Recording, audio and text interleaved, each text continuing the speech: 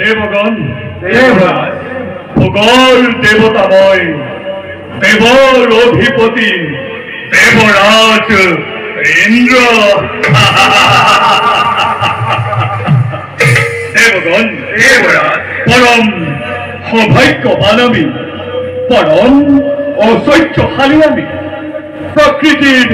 সমস্ত রূপ সম্মিলিত করি বিধাতার অপূর্ব সৃষ্টি এই অমরাবতীপুর আমার এই সাম্রাজ্য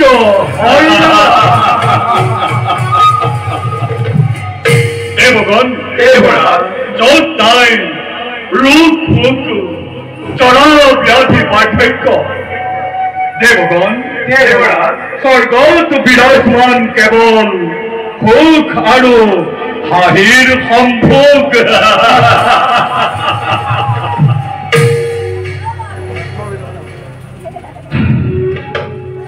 কিন্তু দেবগণ দেবৰাজ এই অমৰাবতীৰ সৌন্দৰ্য আৰু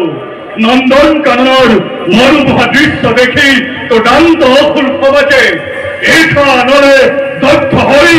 বারম্বার অপকার সাধে দেবতার দেবগণ বিধাতার শ্রেষ্ঠতা নেই অমরাবতীপুর আর নন্দন কানন রক্ষা করা তো আমার সকলের প্রধান কর্তব্য দেবগণ দেবরাজ ব্ৰহ্মদেৱৰ মুখৰ পৰা পাৰিছো জানিব কাশ্যপৰ ৰহস্য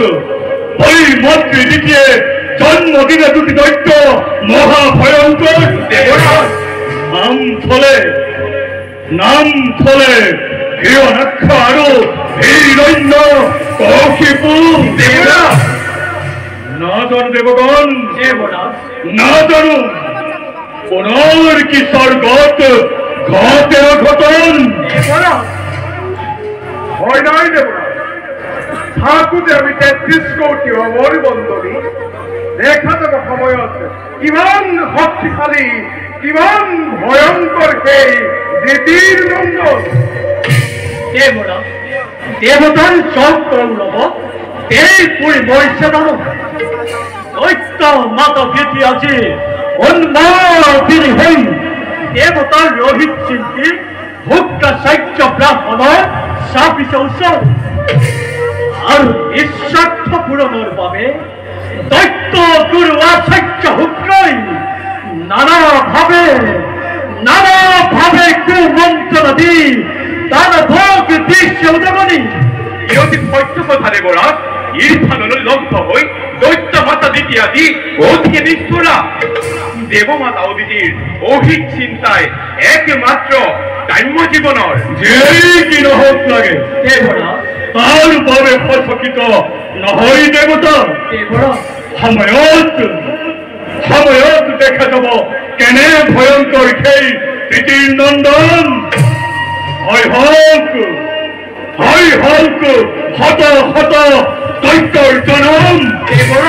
তার ভাবে দেবগণ্য করিবা অনব আশঙ্কা সৃষ্টি স্থিতি প্ৰলয়ৰ গৰাকী টিকন হয় যদি দেৱৰ সহায় আহিলেও লক্ষ লক্ষ দৈত্য নোৱাৰে কৰিব একো অনিষ্ট সাধন তথাপিও দেবৰাজ দিয়ে যদি অনুমতি এটি কথা কব খুঁজো মই কোৱা বিশ্বকৰ্মা আনন্দেৰে মই দিছো অনুমতি দেবৰাজ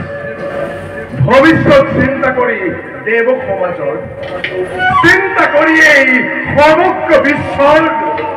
অমরাবতী নগরের চৌপাশে ঘেরাই নির্মাণ করিম মই এক অভেদ্য দেওয়াল উত্তম ভিন্ন ভিন্ন দেবতার আলোয় করো প্রবল মুকুটারে গাথি নিজ হাতেরে মই করিম নির্মাণ অতি উত্তম প্রাচীর অলঙ্ঘ দুর্গ ঠায় ঠায় কাজে প্রতিরক্ষা বাহিনীর মই করান নিবাস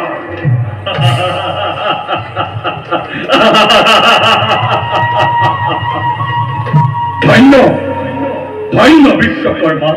হতবার প্রশংসিত তোমাকে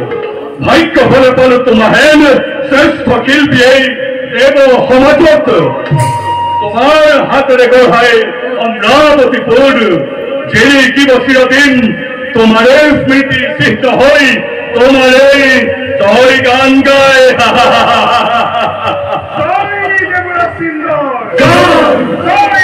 অমরাবতীপুর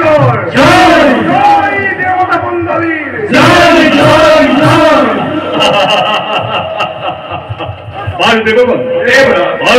মানুষৰ নেদেখো বিষয় কেহে বলা সকলো আমি যাওঁ বিশ্ৰামৰ হেতু করুণা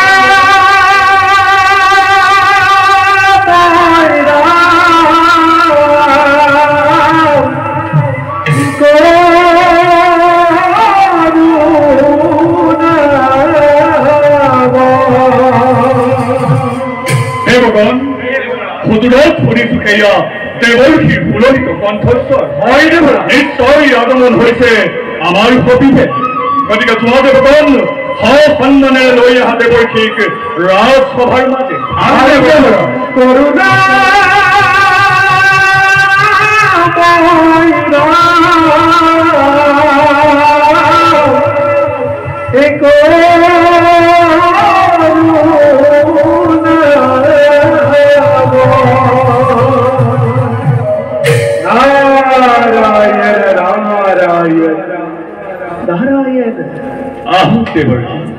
দেবতার ভক্তি ভরা প্রাণীপাত করিব গ্রহ তথাস্ত দেবরাজের সম্বন্ধিতে দেবগণর জয় দেবর দেবে আপনার আগমন ধন্য হলেই অমরাবতীপুর কিন্তু দেব জানিব পারবে হঠাৎ আপনার আগমনের উদ্দেশ্য আছে নাকি কিবা নতুন সংবাদ বর্তমান নাই কোনো নতুন সংবাদ কিন্তু ভবিষ্যৎবাণীতে আনিস ভূতরিমা মরণের পরা আদি দৈত্য ভয়ঙ্কর হিরণ্য কশ্যপ অতল্যের কবুতর ভাতৃ সে হিরণ্যাক্ষ দিনে ভবিষ্যৎ আতঙ্ক করেছে সূচনা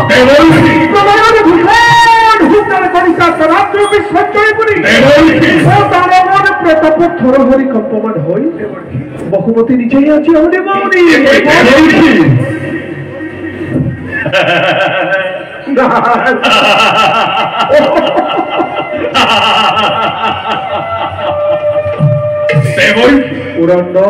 সেই দানবর নিষ্ফল গর্জন এই দেবতার হব জানো কে বা অপকার অপকার অপকার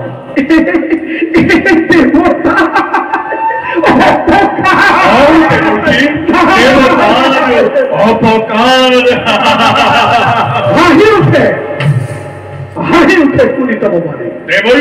তুমি কসম বড় সহস্র সর বিশ্ব বইনি হয় তুমি দুই দৈত্য বীরে দৈত্য ঈশ্বর পুকুর পড়া রব চাদু অমরাবতী ভিন্ন রত্ন পুরা হেরা সহস্র সরে আর যত অমরবন্ধ স্বর্গ দত্ত আকাশ পাতাল নানা দুর্গম চক্র রক্ষা মা ধর্ম কীর্তন সকলকে উদ্দেশ্য করি প্রণয় বিকট হুঙ্কার আহিব লাগিছে বিধি মতে তোমার তারা করবে নতুন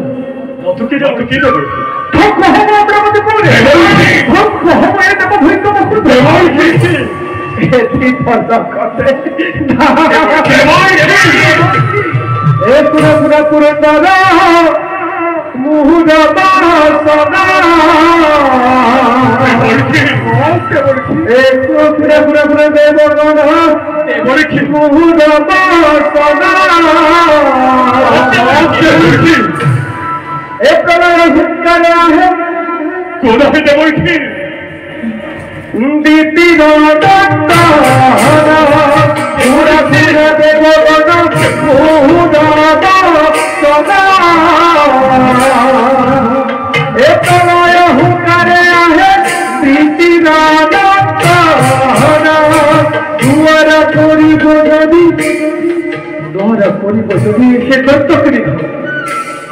দুহারা করিব যদি সে দত্তকে ধরে তেরে কি করিব চন্দ্র আমার জ্ঞানীতে উপায় দিয়ক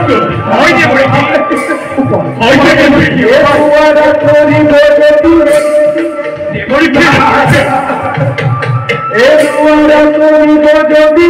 দৈত্য করি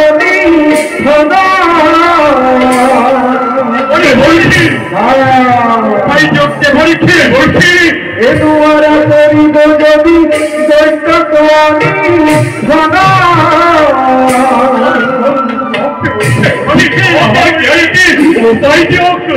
এ নারায়ণ পাখি যাবা বাবা কবি হে নারায়ণ পাখি যাবা বাবা কবি হে নারায়ণ পাখি যাবা বাবা কবিতা